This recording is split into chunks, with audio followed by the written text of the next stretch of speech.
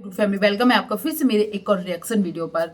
तो कल रात सपना का वीडियो देखा मैंने, जिसमें उसने बहुत कम क्लिप ही लगाई थी, फोटोज पे वॉइस दिया हुआ था और पता चल रहा था कि वो शायद अभी ठीक नहीं है। उसकी आवाज़ से भी पता चल रहा था। और लास्ट क्लिप में देखा उसको यहाँ पर शायद स्लाइन भी लगी हुई थी।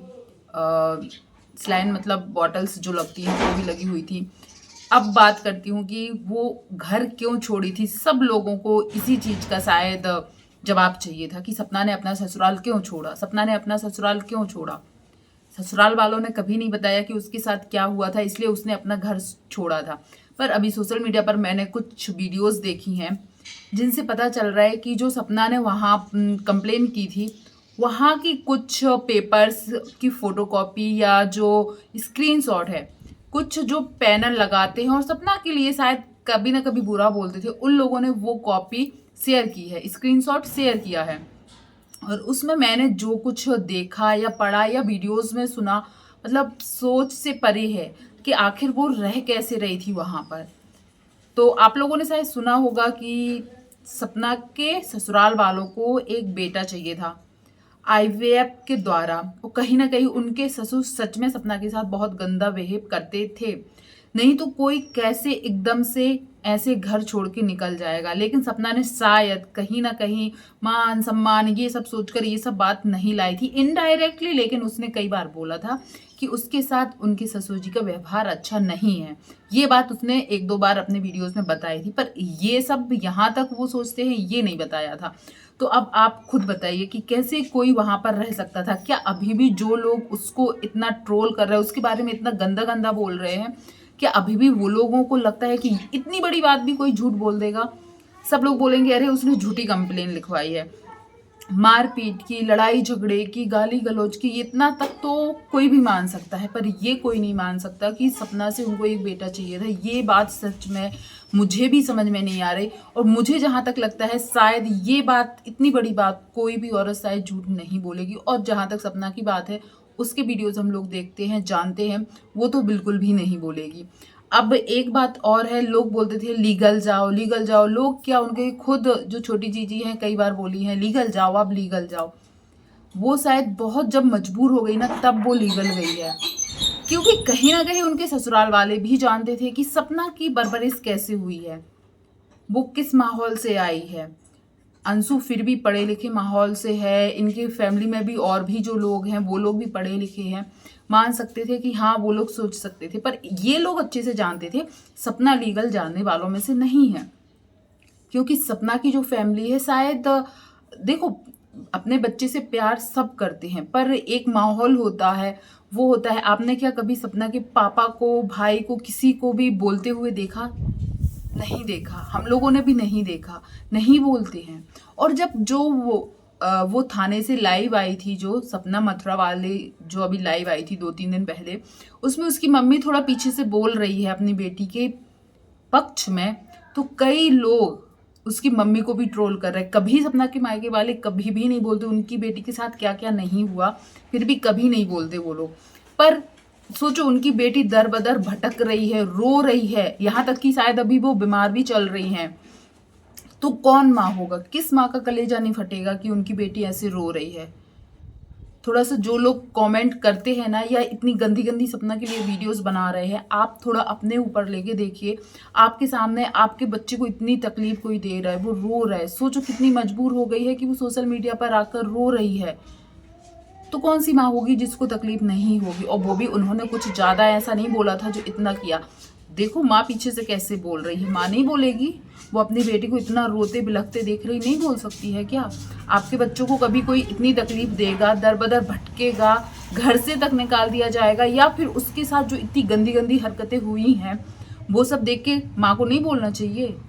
ये बात नहीं है कि माँ ना बोले, भाई हम तो बोलते हैं आजकल कि माँ बाप को और आगे आना चाहिए अपने।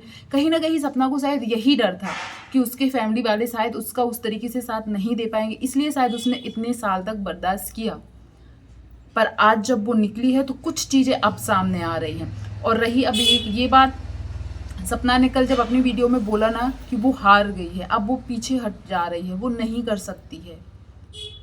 उसका कहना है मैं जिसके लिए लड़ने जा रही थी वो खुद उनका बेटा है। अपने सास ससुर के लिए बोला है, खुद उनका बेटा है, पर वो लोग इतने रोड़े, इतने मतलब गंदे गंदे इंजाम लगाकर और पैसे देकर जो भी हो सब करके, हर चीज करके उन्होंने पूरी कर दी। और सपना ने बोला मैं हार गई, वो जीत गए। क्योंकि कहीं ना कहीं इस सब का असर उसके ऊपर तो पड़ ही रहा है, क्योंकि वो शायद अभी बीमार है। जो हम लोगों ने कल उसकी लास्ट में क्लिप देखी ना, उसको यहाँ पे वो इंजेक्शन सुई जो लगता है ना, वो सब लगी हुई है, बॉटल्स चढ़ रही हैं, तबीयत बहुत ख़राब है। तो कहीं ना कहीं वो ये बोल रही मैं मर रही हूँ, मैं डिप्रेशन में जा रही हूँ, और मेरे वजह से मेरे बच्चे भी सफ़र कर रहे हैं। वो छोटी छोटी बच्चियाँ क्या जानती हैं, 4-5 साल की है, 4 साल की है शायद, और 1-2 साल की है, क्या जानती हैं बताओ। वो उनका बचपन भी खराब हो रहा है। दिन दिन भर सपना बोलती मैं इधर उधर भागती रहती हूँ, हमारे बच्चे दिन भर वेट करते हैं मम्मी कब आएंगी, मम्मी कब आएंगी। दादा दादी का प्यार नहीं है, पापा का प्यार नहीं है, एक माँ ही है, वो भी दर बदर भटक रही है अपने बच्चों को छोड़कर। तो कहीं ना कहीं सपना को लग रहा है कि मैं दर बदर भटक भी रही हूँ, मुझे गालियाँ भी पड़ रही है, ट्रोलिंग भी हो रही है, डिप्रेशन में मैं जा रही, तबीयत मेरी खराब हो रही, यहाँ तक कि मेरे बच्चों को भी टाइम नहीं दे पा रही, वो भी अपने माँ के प्यार के लिए तरस रहे। तो सब जगह से नुकसान जहाँ भी है सपना का। लेकिन ये बात सुनकर ना बहुत दुख हुआ कि मैं हार गई हूँ, मैं नहीं कर सकती है, अब आगे मैं नहीं झेल सकती। शायद सामने वाले लोग बहुत खुश होंगे ये चीज़ देखकर, पार्टी मना रहे होंगे, इंजॉय कर रहे होंगे कि उन लोगों ने जो इतनी सारी कोशिश की थी ना उसको इस रास्ते से हटाने के लिए, शायद वो सफल हो गई। अभी तक छोटी चीज़ी का कोई वीडियो नहीं आया, जब मैं ये वीडियो बना रही अभी तक तो नहीं आया है, और शायद आएगा भी नहीं। वो कुछ नहीं बोलेगी, पर कुछ ना बोल के भी सब कुछ समझ में आ रहा है कि उन लोगों की चीज़ें, उन लोगों का जो मन था वो ठीक हो गया है। खुद अंशु ने बोला था कि उनकी पूरी फैमिली की तबीयत खराब हो गई है। क्यों? क्योंकि सपना ने कुछ ऐसी बातें सामने लाई थी जिसके वजह से इनकी पूरी फैमिली शायद अरेस्ट हो सकती थी या कुछ भी कानूनी कार्यवाही हो सकती थी, जिसकी वजह से इनकी पूरी फैमिली बीमार हो गई थी।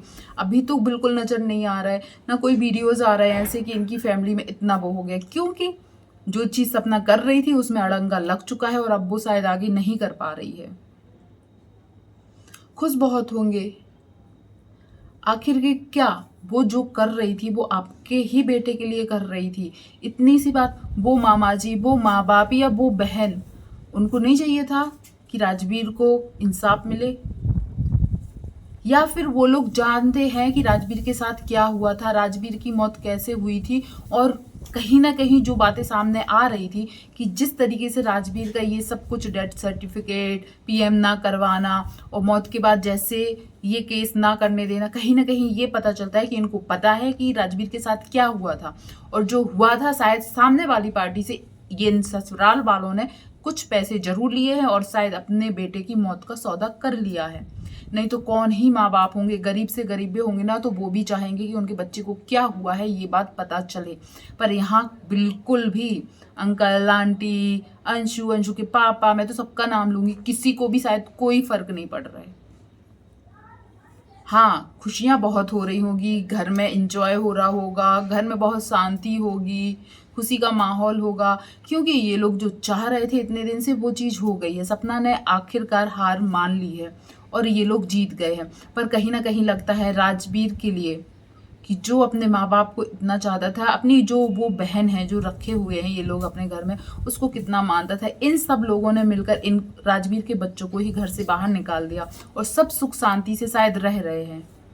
वो बोलते हैं बुजुर्ग हैं, वो बुजुर्ग हैं, वो कहीं नहीं जा सकते, बुजुर्ग हैं फिर भी उन्होंने इतना कर दिया। सोचो कि एक औरत शायद जान देने पर या डिप्रेशन में जा रही है, रो रही है, बिलख रही है, अपने बच्चों पे ध्यान नहीं दे पा रही, और वो बच्चे कोई और नहीं, खुद के उनके पोतियां हैं। तो सोचो वो बुजुर्ग इंसान इतना कर सकता है, सिर्फ एक काम छोड़कर, सिर्फ एक काम छोड़कर, कि वो अपने बेटे को न्याय बस नहीं दिलवाना चाहता, उसको जानना ही नहीं है क्या हुआ था।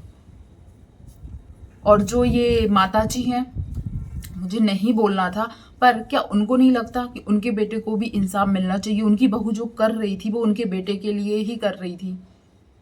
क्या वो नहीं बोल सकती कि हाँ करो, मैं बताऊंगी? आखिर वो भी तो उस दिन गांव में थी ना, जब राजवीर का एक्सीडेंट हुआ था वो भी तो उस गांव में थी।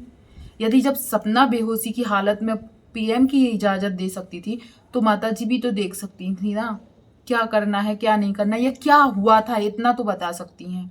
पर नहीं, यहाँ पर शायद सबको पता है क्या हुआ है। यदि पता नहीं होता तो किसी का मन शांत नहीं होता, सब बेचैन रहते जानने के लिए। पर सच में अब तो 100% लगने लगा है कि सबको पता है क्या हुआ था क्या नहीं हुआ था। इसलिए 3 दिन में डेथ सर्टिफिकेट बन के आ गया था, और इसलिए किसी को भी नहीं पड़ी है कि क्या करना चाहिए था। सोचो, वो औरत दर बदर भटक कर रो रही है और ना जाने क्या क्या झेल रही है, जो अभी तक शायद उसने नहीं बताया है पूरा। तो आप लोग जो भी सपना के सब, और तो और अभी भी आप देखिए इतने गंदे गंदे वीडियोस बनाए जा रहे हैं। और सपना ने खुद बताया है कि देखो, एक तो घर वालों ने बहुत परेशान किया, प्रशासन से लोगों ने इतना ज़्यादा जलील किया, और तो और जो यूट्यूब पर है कितने गंदे गंदे नाम रखे हैं। स्नैपी को बदल बदल के कौन कौन से नाम रख दिए हैं, उनके कैरेक्टर पर बता रहे हैं। सपना ने बोला मेरे और राजवीर जी का जो रिश्ता था उसको भी इन लोगों ने अफेयर का नाम दे दिया था। मतलब हर जगह से बदनाम कर दिया गया है। तो सच में ये चीज़ जिस पर बीत रही है उस हम लोग शायद थोड़ा इमेजिन कर पा रहे हैं, और वो भी हम लोग जैसे बहुत कम लोग हैं। मैं बोलती हूँ जो सपना के खिलाफ वीडियो बनाती हूँ उनके नीचे जाओ, इतनी गंदे गंदे कमेंट, इतने गंदे गंदे कमेंट करने वाले, वीडियो बनाने वाले कितने गंदे गंदे नाम रख रहे हैं उसके रिश्तों पर। कई लोग बोल रहे हैं यार इसको तीसरी शादी करनी है, इसलिए ये सब ड्रामा चल रहा है। तीसरी शादी करनी होती ना तो राजवीर के केस को वो कभी उठाना नहीं चाहती, राजवीर के केस को लेकर वो इतना आगे नहीं बढ़ती, छोड़ती जाने दो, हमें क्या करना है। यदि उसको तीसरी शादी करनी होती तो विधवा बोल बोल के उसको कितने गंदे गंदे शब्द यूज कर रहे हैं। कोई बोलता है अरे ये विधवा है, देखने से विधवा लगती है, तो क्या करने लगे बताओ। वो अच्छे से ना रहे, रोते धोते रहे तो सबको लगता है अरे आ गई देखो सिंपैथी लेने। जब अच्छे से वीडियोस लाती है, हंसी खुशी वीडियो लाती है, तो बोला जाता है अरे ये विधवा है, देखो कितनी खुश है। तो वो क्या करे, यूट्यूब ही छोड़ दे। मतलब क्या करना चाहते हैं लोग पता ही नहीं चलता है। किसी को खुश देखकर शायद वो खुश नहीं हो सकते हैं। आप लोग जरूर बताइएगा, जो भी ये वीडियो देख रहे हैं, आप लोगों को क्या लगता है, क्या सपना के साथ जो हुआ वो सही हुआ, या राजवीर केस अब कभी ओपन ही नहीं होगा, उसके बारे में कोई भी जानकारी हमें कभी नहीं मिलेगी। हम लोग शायद राजवीर को इतना नहीं जानते थे, तो हम लोगों को लगता है कि हम लोगों को पता करना है कि आखिर क्या हुआ था। तो क्या उनके माँ बाप के दिल में ये बात नहीं आती होगी कि उनके बेटे के साथ क्या हुआ था? बहुत मन पत्थर होता होगा तो फिर, कि जो अपने बच्चे के लिए, इकलौते बच्चे के, सूरज जी जाने के बाद वो इकलौता बेटा ही था उनका, तो सोचो इकलौते बेटे के साथ क्या हुआ, कौन नहीं जानना चाहेगा। यहाँ 100% आप लोग जरूर कमेंट कीजिएगा, क्या आपको लगता है कि राजवीर जी के माँ बाप को पता है उनके साथ क्या हुआ था? प्लीज़ ज़रूर कमेंट कीजिएगा। वो वीडियो पसंद आया हो, अच्छा लगा हो तो लाइक शेयर कमेंट कीजिएगा, और जो भी पहली बार आया हो तो चैनल को सब्सक्राइब कीजिएगा। धन्यवाद।